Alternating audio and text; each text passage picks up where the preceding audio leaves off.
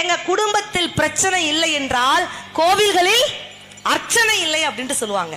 சாமிக்கு நம்ம வாழைப்பழத்தையும் தேங்காயும் வைக்கிறோம். ஏன் வைக்கிறோம்? தேங்காய், அதை தமிழ்ல பிரித்து பாருங்க. தேம் கூட்டல் காய், தெய்வம். தேம் என்றால் தெய்வம், தெய்வத்திற்கு உண்டான காய் தேங்காய். வாழைப்பழம் ஏன் வைக்கிறோம்? வாழைப்பழத்தை சாப்பிட்டுட்டு தூக்கி போட்டா அதுல இருந்து வாழை மரம் வருமா? வராது. ஆனா மாங்கொட்டையை சாப்பிட்டு போட்டா மாம்பரம் வரும். எச்சில் படாததை இறைவனுக்கு படைக்க வேண்டும் என்பதை உணர்த்துவதற்காகத்தான் வாழைப்பழத்தை நம்ம வைக்கிறோம்.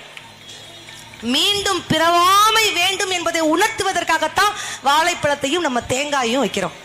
4 பேர் மெச்ச வாழணும் அப்படின்னு சொன்னாங்களா இல்லையா?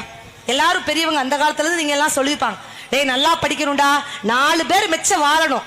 அந்த 4 பேர் யாரு? மாதா, பிதா, குரு, தெய்வம். 4 பேர் மெச்ச வாழணும் என்று சொல்லி கொடுக்கக்கூடிய தலைமுறை இன்னைக்கு நம்ம இருக்கிறோமா இல்லையா?